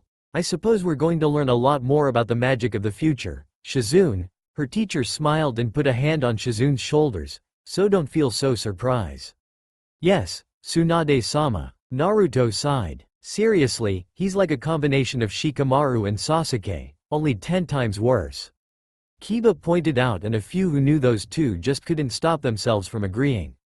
There they go again, Naruto thought inside of his head while sipping a cup of orange juice. He didn't know what was so interesting about this guild that Mavis wanted him to come with them, but apparently it was interesting enough to make him stick around. Ah, that's good to hear. Kushina smiled fondly at the thought. For the past week Naruto had considered about leaving the place numerous times, but every time he came to this guild something new happened and he couldn't help but come to the place every morning, though he would never admit it out loud. Admit it, bastard. It's not youthful at all to do that, Naruto-kun. Lee cried out after Kiba. As much as I don't want to say it, he's right. Tobirama nodded, crossing his arms on his chest. Be honest to yourself is always the first step to become a true shinobi. The whole guild then broke out in a massive fight, just like the last time a mission request arrived at the guild master's office. So basically anyone can accept and go on that mission as long as they're the one who have it. It's not actually strategic wise. The younger Senju said after his brother, I believe that like a shinobi, some mage are well suited for some certain mission than the other. Unless we're talking about a normal D rank or C rank mission, where you have to do a simple housework or escort someone through a forest, protecting him from wild animals. Urza let out a sigh in disappointment after finishing her favorite strawberry cheesecake and stood up from her seat. Oh, she's about to end the fight, isn't she? When she was present in the guild and not out doing mission with her team, the Scarlet Head Mage was always the one who won most of the missions for her team. More or less everyone was really afraid of her and didn't want to face her wrath. Seriously, I can't help but think that she's a perfect replica of Kushina. Tsunade said in amusement, and everyone burst out in laughter, while Kushina just pouted and crossed her hands on her chest, red head and their temple. I'm not that bad, am I, Minato-kun? She turned to Minato and tried to find some support from her beloved husband, but all he did was gulp slightly and scratch his cheek with a nervous expression on his face. Pissing Kushina, or to be more specific, a red head, off was like a death sentence. But before she could make any move to stop the fight, the master raised his hand and took a deep breath before shouting out. Not the way I think, but it will work fine. Sarutobi chuckled. Enough. Instantly the guild stopped their fight and turned their head to look at the master. See, many leaders like him chuckled? Ahem. Now that everyone had calmed down, I have a few things to say before assigning this mission for a mage or a team. This is not a simple mission. His tone changed and became seriously. This is an S-class mission. Quite a few mages gasped out in shock. This was their first S-class mission in many years after the disappearance of the core members of Fairy Tail. Interesting, Tobirama muttered under his breath. It seems the core members of Fairy Tail are all very capable mages. Hashirama stated seriously. Make you wonder what were they doing on the island far from their home. Kakashi looked up from the book and got attacked by a dragon and injured even before that. Yes, Natsu cheered. Give us that mission. Seriously, do you think that this guy is actually Naruto's descendant? Ino asked in amazement while the others chuckled at her statement. Let me tell you, if Naruto and Hinata's kids are going to act like this, it's not going to be pretty for our village. Let's just hope my grandchildren are going to take after my daughter than him. Hiyashi coughed into his hand, and of course, as Hinata's father he would like to have his grandchildren taking after his daughter more than their father. Ah, Hinata sounds so nice. I want to meet her already. Kushina smiled hopefully. So far, everything she heard about Hinata, from the stories Naruto's friends told her to the way Hiyashi said that, sounded so amazing to her. Team Natsu was the current one of the only two teams that had S-class mage in it. So you were right, Naidame-sama. There are rankings among the mage and S-class are the highest, the strongest. Konohamaru turned to the white-haired Senju. Only they're allowed to accept that level of mission. It was just like them. Only the Junin and most experienced shinobi in the village could accept S-class mission, the hardest and most dangerous mission, because only they had the powers to finish it and get out alive. Natsu and his team are all S-class mage, his friend, Moegi said in surprise. I don't think so. Ebisu, their teacher said while pushing his glass closer to his face. I believe one S-class mage is enough to bring the whole team with them. It's not necessary for the whole team to be S-class mage to go on one. Many shinobi agreed to his explanation, which caused the man to grin smugly. Who was none other than Titania Urza Scarlet, and the only chance any mage who wasn't S-class yet got the chance of doing the highest ranking missions was having at least an S-class mage accompany them. Urza is an S-class mage? Sakura gasped, but she wasn't that surprised. I think it's quite obvious for someone as capable and as responsible as she is. Tsunade smiled with a nod of her head. Unfortunately Natsu, your team won't be the one who get this mission, Makarov said, making Team Natsu groaned out in disappointment and the others to smirk. Wow, it must suck for them, don't you think? Kiba grinned. The master looked around for a moment before his eyes landed on a certain blonde-haired young man who was still separating himself from the guild's everyday activities. Oh, he's about to give it to Naruto, isn't he? Kushina smiled brightly at the mention of her son, once again. I believe he is, Kushina. Minato nodded his head, smiling at his wife. I think it's time for Naruto to get his first mission. All eyes turned to Naruto and he couldn't help but look at the master, with an unreadable expression on his face. Really? Naruto asked. Yes, you're a mage, right? Makarov asked with a smile. That mark on your hand show that you're not just a mage, but a mage of Fairy Tail, so I think it's time you take a mission and start your career, Fairy Tail style. He finished with his smirk widened. Fairy Tail style? So they have their own way of handling mission, don't they? Kiba smirked. The more I know these people, the more I like them. We all are. It was the first Hokage who commented. No thank you. Excuse me? Just wait a little, Kushina-sensei. Kakashi chuckled nervously and continued to read on before Naruto's mother could explode and show how bad her temper was. Everyone's face dropped instantly when they heard Naruto said that, but widened their eyes when they saw Naruto stood up from his seat. Give me that paper and I will finish that mission, but I will do it my way. See? The Rokudame Hokage of Konoha said, and Kushina nodded her head with a satisfied smile. Makarov nodded his head with a smile before dropping the mission request down to Naruto, who caught it into his hand and read. But master, Naruto isn't an S-class mage yet. Urza spoke up. I mean, he is strong, yes, but isn't it illegal to have a normal mage goes on an S-class mission? So, they must have some kind of promotion test to become an S-class mage, just like how we have to in order to become Chunin and then Junin. Neji Hyuga voiced his thought out loud. He was the first of his generation to become Junin, so he understood it better than anyone. I can see that. The second Hokage nodded his head in agreement. Of course, that is the reason why I will need an S-class mage to go on this mission with him. The guild master said before turning his eyes to a certain white-haired demon mage. Excuse me? Kiba exclaimed in shock. Are you really saying that that girl is actually an S-class mage? What the hell? Well, I guess the female of the future is living up to the past.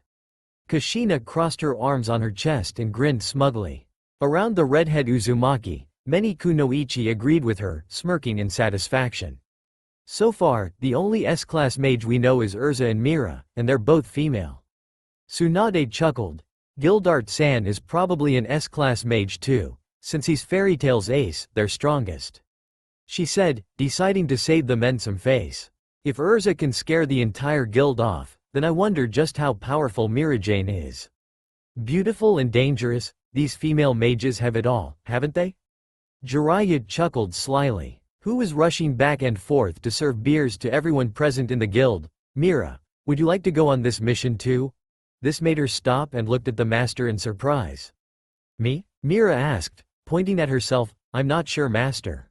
This is also a great opportunity for you to get back to shape.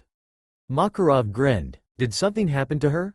Kushina asked in concern. There's a chance that she quit being a mage, or something like that.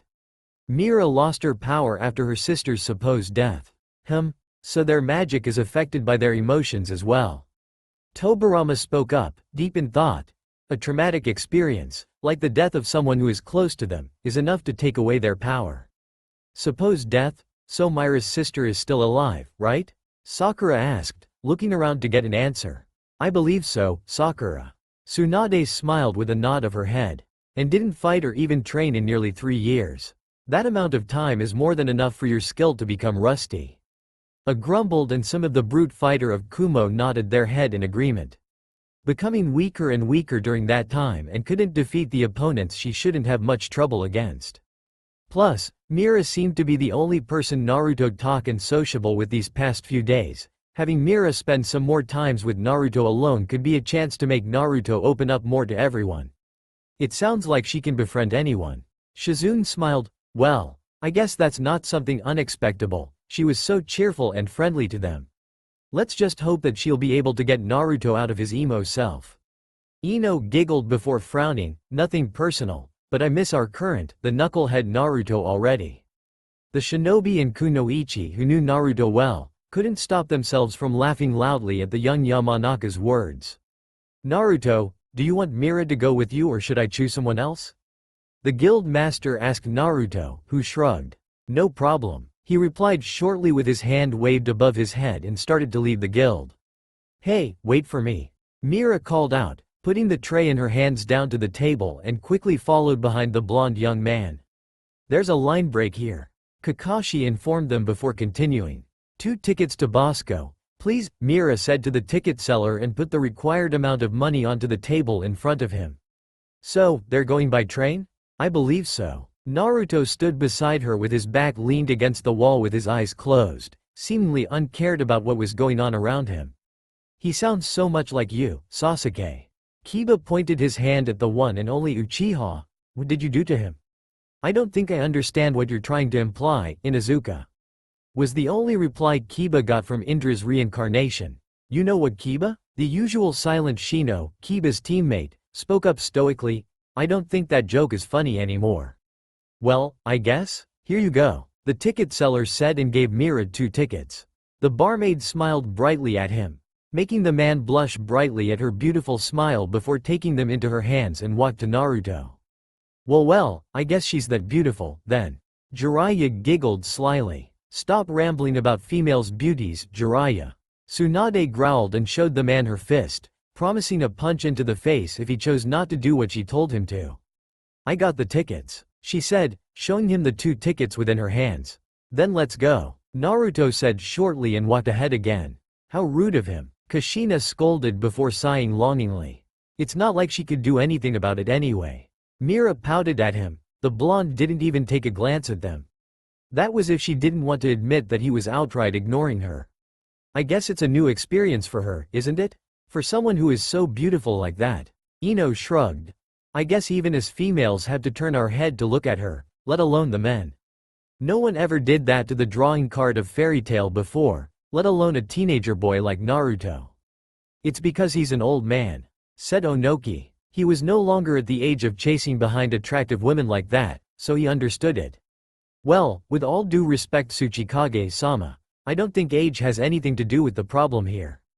The Godem Mizukage smirked. As you can see, there are a lot of pervert old men around here. She didn't say who they were, but it didn't take a genius mindset for everyone to know who she was talking about, specifically.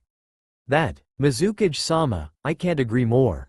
Tsunade grinned and glared at Jiraiya. Mira then turned back to the ticket seller and looked around. It seemed that he sold drinks as well. A few minutes later, Naruto found an empty cabin all for the 2 of them and walked in first as the train began to move. Putting his hand on the window frame, Naruto turned his eyes to stare blankly at the world outside the window, completely unaware of that his mission partner walked into the cabin and closed the door behind her. Naruto? Kushina balled her hand into fist and growled in disappointment. If she was there, she would love to knock some sense into him for acting like that. No child of her and Minato was going to act like an Uchiha, or Hyuga. Naruto suddenly felt something cold pressed against his cheek and turned his eyes slightly to the side to see Mirajane holding an orange bottle of cold drink with the picture of a slice of orange on it, smiling brightly at him.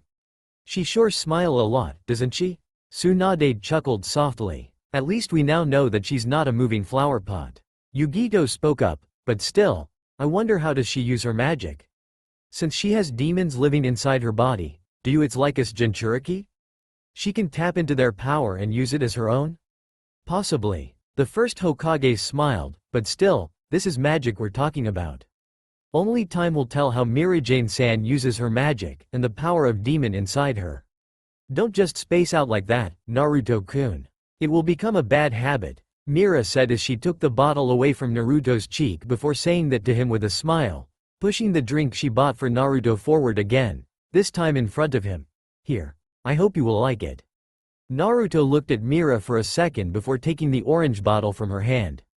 Mira sat down on the seat opposite from Naruto and put the straws of her own bottle of lemonade to her lips and slowly sipping the cold juice. Thank you, Naruto said shortly before staring out of the window again. At least he still has some common manner. The 4th Shinobi War's mother shrugged. So, what? But before she could finish her question, Naruto brought out the mission request and showed it in front of her face. Mira blinked once before taking a look at the mission's details. The shinobi straightened up and stayed completely silent to listen to the mission's detail. This mission was about finding an ancient artifact which was stolen a couple of days ago, and from the look of it, Mira was sure that it would take them some time. But the payment was good and that money would help everyone a lot in the guild a lot at this hard time. So, all they have to do is find an ancient artifact? Kiba asked in surprise. No offense to the future people, but I don't think that kind of mission should be classified as S-class. Many shinobi and kunoichi nodded their head in agreement, but the Kage thought otherwise. The stolen artifact they are looking for is in the hand of a dark mage, possible more. Naruto said and put the piece of paper back into his pocket before starting to drink his own orange juice. Dark mage? The evil force, I suppose. Sakura shrugged at her best friend. How do you know that? Mirajane asked in surprise, as she didn't recall any information about the thieves from the mission request. Yeah, we would love to know about that too. Kiba said his thought out loud. Naruto then pointed his hand to the window outside and Mira couldn't help but turn her head at the direction he was pointing. Since the train wasn't moving very fast, Mira could see a large panel above Magnolia's station, and surprisingly it was about Bosco Museum of Magic Art, the place that currently the owner of the ancient artifact they were looking for. Great observation, the second Hokage said with a small smile. Well, he is a rather observant. Jiraiya shrugged with a smile. He's able to notice details others may overlook, even during our 2.5-year training trip. But Hokage-sama, it still doesn't explain how he knows the artifact is in the hand of Dark Mage. A Chunin of Konoha spoke up, raising his hand. Well, let's find out then. Its ownership belonged to Bosco Museum of Magic Art, one of the only museums on Earthland that is applying magic into their security system. Only mage who specialized in sealing magic can pass through that kind of security, Naruto said with a blank voice. Also, the stolen artifact is a magic staff have the power to steal magic. It is particularly useless for normal thieves and can only be used by mage. Very smart, said Shikaku Nara. So there is a staff that can be used to steal magic from magic users? Kiba exclaimed in surprise. Man, no wonder why it's an S-class mission. Fall into wrong hand, it can become extremely dangerous. Minato said seriously, steal magic from others and possibly use them as their own. Just imagine how much power one would have if they could steal various different kinds of magic. The shinobi shuddered at the thought of having their abilities stolen from them. Sharingan was a perfect example of stealing technique from the original users. However, it was by copying and mimicking every single movement they made. And these two are going to try to retrieve it. Kushina stated worriedly, I hope it has no power on Naruto, since he doesn't use magic. If it is that, I guess Mira is the one we should worry about. How do you know it is a staff? At that station while you were still busying smiling at that guy, that statement made Mira blush slightly. Well, that's way to put it. They laughed. Naruto's words for Mira lightened up the atmosphere a little. He had a newspaper and I happened to read the article on the first page. It was about presenting a historic discovery of magic, the Staff of Absolution. Naruto then brought out the mission request and showed it to Mira once again, the same artifact we're looking for. However, it was stolen a couple of days ago yet we didn't see or hear anything about it from any medias. With the exception of this mission request, which meant the museum wanted to stay as quiet as possible about this since it was a very powerful and dangerous artifact. It also explained why a now nameless mage guild was able to receive this kind of missions, because they don't want to make an unnecessary fuss as well as delay the day. Wow, Kiba exclaimed in shock. I can't even recognize that idiot anymore. Naruto's not stupid. Kakashi shook his head, he is just naive. Plain and simple are the right words to describe his personalities. If you can simplify the situation in the way he usually sees things, he will understand it right away even if it's the hardest one. While headstrong and often acting without thinking, he showed that he is a remarkable tactile learner.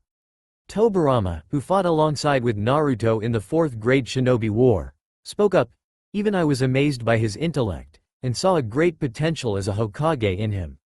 That boy could easily surpass even that of my brother, and even his brother. Both Kushina and Minato smiled fondly after hearing such fine words for their son from someone as wise as Tobirama Senju. Seriously? Kiba stuttered in pure shock, completely lost for words because of what he just heard. Damn. Amazing. You're able to tell that much. Mira said in amazement, you're so smart Naruto-kun. You're like a detective or something. She admitted. Mira and everyone else at Fairy Tail could never imagine something like this from Naruto. I can see that there is still something of the old Naruto in him.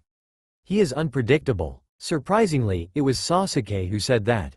It's nothing special, Naruto shrugged and shook the bottle, hearing the sound and he could tell that there was nothing but ice cubes left inside. He reached his hand forward and to Mira's surprise, he exchanged the bottles with her before leaning back in the same position like before. Kami. Ino squealed loudly in excitement, it's an indirect kiss. The girls around her all became excited, and couldn't stop themselves from giggling at such a scene. Ah, he likes her. Kushina giggled. Ahem. Kakashi, can you continue please? Minato requested his student with a somewhat nervous smile. I only pay special attention to everything that happens around me. The answer for a problem could be anywhere. I see. Mira nodded her head, but how did you know about that staff? Staff of Absolution? She had never heard nor read about such magic artifact that could steal others' magic before and something that dangerous should be recorded in books. She was no Lucy, but Mira also did a lot of research in the history of magic when she learned how to control her own magic. Did you know there is a massive library on Tenro Island? Naruto asked. That place belonged to Mavis, but she let me have access to it while I was there. You can say that I learned a lot over the years. Why do I have the feeling that he's telling a half-lie again? Kiba face-palmed. Naruto had become a big mystery, to say the least, not only for the people of the future but also the people of his current era. Possibly. Hashirama nodded.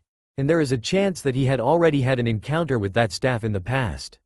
It was only half true. Naruto did read some books in Mavis' library to kill some of his boredom, but it soon turned out to be boredom too after he had read it so many times. He read the books from that library so many times he became bored with them? Sakura asked in shock. Just how many years had he spent on that island? Like I said, he has all the time in the world now. Anyway, now that we know who behind it, this mission should be easy enough. Mira said to Naruto, who only shrugged. There is another line break here. Kakashi informed them once again. Oh my, if it isn't the beautiful Mirajane Strauss. The director of Bosco Museum of Magic Art said while rubbing his hands together, following behind Naruto and Mira as the two made their way inside the museum. I heard that you and the other mages of Fairy Tail had returned after 7 years of missing. I must admit that I'm rather surprised to see your beauty is still as marvelous as before. Marvelous is a huge understatement, man. Jiraiya exclaimed loudly. She's a total hottie. I have to admit that he's right. Tsunade nodded her head, and she must be that popular too, for some stranger to recognize that easily. The two soon arrived at the crime scene, and instead of stopping like Mira to examine the broken showcase, Naruto walked to a picture on the wall and stared at it with his hands in his pocket. Is it because of your magic that grant you the ability to keep your beauty? The man asked, rather flirtatious toward Mira. So demon and the one who uses their power like Mirajane has a longer lifespan than human. Kind of make you wonder if Naruto knows someone who is a demon. All heads turned to look at Jiraiya after they heard him said that. What? It's just a theory. I mean, demon can live a very long time, right? If every single person Naruto makes a bond with keep passing away while he will continue to live on, there's a chance that he will try to seek comfort in someone who can stay with him forever, like a demoness or someone like that. We all heard about stories where demons were particularly immortal, right? And don't tell me that he's going to live many thousand years without sleeping with women. That boy is a man, and not to mention he's my student. If Hinata were here, she would probably attack you right away for saying something like that. Tsunade sighed. However, that is a very interesting theory you have there, Jiraiya. His teacher, the Sandaime Hokage, spoke. Let's continue on, I'm sure we will find out about that soon enough. No, it's something else. Mira shook her head and kneeled down to examine the floor around the showcase. Naruto was right, there was some runes written on the floor around it, showing that there used to be a magic circle around the staff to prevent anyone from touching it. From the first look, the runes were very complicated, but she could recognize the magic, which was rather powerful and well prepared. Sealing magic and their magic. Kushina smiled, reminding everyone of the power of Fairy Sphere, as well as the source to create it. Toshi-san, you said? Someone broke into this room 2 nights ago without alerting the security system and stole the staff? Mira asked. They must be very strong to be able to get through this kind of barrier. Which will make this mission even more dangerous. Minato pointed out. Yes, I believe that they are mages. The man nodded his head. Naruto glanced around the museum and saw many guards. Some of them were mages and seemed to be on guard. The Cage of All Generation were a little confused by that. They believed there must be a reason behind the way Naruto was paying attention to the guards around them. However, they decided to remain silent to see how it would turn out. Yes, my friend also thinks that they are no ordinary thieves, isn't that right, Naruto-kun? Mira smiled at Naruto, who was still having his back at her before standing up. I promise to find them and bring the staff back to your museum. Toshi-san. Mira smiled at him. Oh, I have no doubt, Mirajane-san. Toshi smiled at the former model. Model? Ino gasped in surprise before smiling. I knew it. She's a model. No wonder why she's so popular to everyone. We should go look for them soon, Naruto-kun. Mira then walked to Naruto, but got curious when he was still staring at the picture in front of him. You have any idea where to look for first? She whispered to Naruto. Mira had no idea where the staff was and where should they look for it first, and the local town people did say that there wasn't any dark guild or dark mage 10 miles radius around the town. Interesting. Tobirama smiled with a nod of his head. I have a feeling that Naruto has already known where the staff is. Everyone looked at him in confusion. Keep going, Kakashi. Minato urged his student, who nodded and continued reading right away. Right here, in this museum. EHHH. Many of them gasped and cried out in shock. I knew it. The second Hokage smirked. His words shocked everyone, including the director of the museum and Mirajane, as well as all the guards standing around the room. Isn't that right? Toshi-san? Naruto turned around and faced the man. Naruto-kun, what are you talking about? Mira asked, still shocked from what he just said. Yeah, we're feeling the same, thank you very much. Kiba cried and didn't realize that he was talking to the book instead of Mira. I don't think I understand what you are trying to say, sir. The director of the museum said, with a smile on his face. Thought it became somewhat nervous. Shush. Kiba wisely shut his mouth with a sheepish smile. He lured mages here to steal their magic. You're the one who stole the magic staff and made it look like a group dark mages sneaked into this place and stole it. Mira, do you remember what I said about sensing other emotions? Naruto asked, and Mira couldn't help but nod her head. Well, unless that the bald head over there is holding some grudges against you, or he simply want to feel your ass. Well, I won't mind feeling her ass, if you ask me. Jiraiya giggled slyly, but everyone chose to ignore him instead. Mira's sweat dropped at that statement. He is having a rather dark and negative emotion toward us. It's a very useful ability, isn't it? Hashirama laughed loudly. My wife had the same power, and she always used it against me. Yeah, especially when you're up to no good, Ni-sama. The god of Shinobi's smile dropped instantly because of his brother's that statement, while the others just laughed at another reminder of Hashirama's rather boisterous personality. Is it true, Toshi-san? Mira asked, looking at the man with her eyes hardened. A cruel smirk then appeared on his face as the man looked at Naruto and Mira darkly. A magic circle appeared within his hand, and in a flash the staff of absolution appeared and glowed with an aura of dark magic.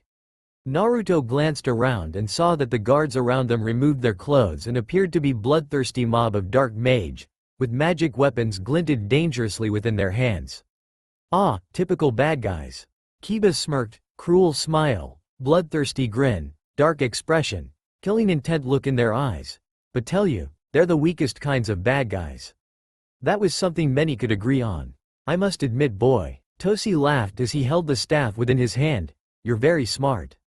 The first mage who didn't fall into my trap right away, unlike many others who got their magic being taken away from them before I ended their life. He chuckled darkly before saying, tell me, how? Everyone held their breath. A smirk appeared on Naruto's face, as he crossed his arms on his chest and a cool aura appeared around him.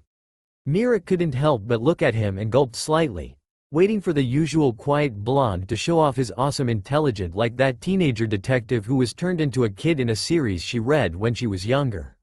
Well, that is only my instinct. I was not too sure about it, so I decided to test my theory through a joke, but you felt for my trick right away, which was rather pathetic, I must say. Mira immediately face-palmed. The same could be said for the shinobi who was listening. They were all expecting something way cooler than that. TCH, that boy. I guess he will never change that way. Tobirama growled under his breath. Believe in your instinct. Hashirama nodded and got back on his chair, having expecting Naruto to say something a lot cooler than that with all that know-it-all aura around him. You. Toshi gritted his teeth in anger before pointing his staff forward. No matter. I will just take your magic then. And the staff of absolution began to glow. Careful. Everyone cried. They were more concerned about Mira than Naruto. She was a mage, so there was a chance that her magic could be taken away. Protect her, Naruto. Kushina muttered, crossing her finger.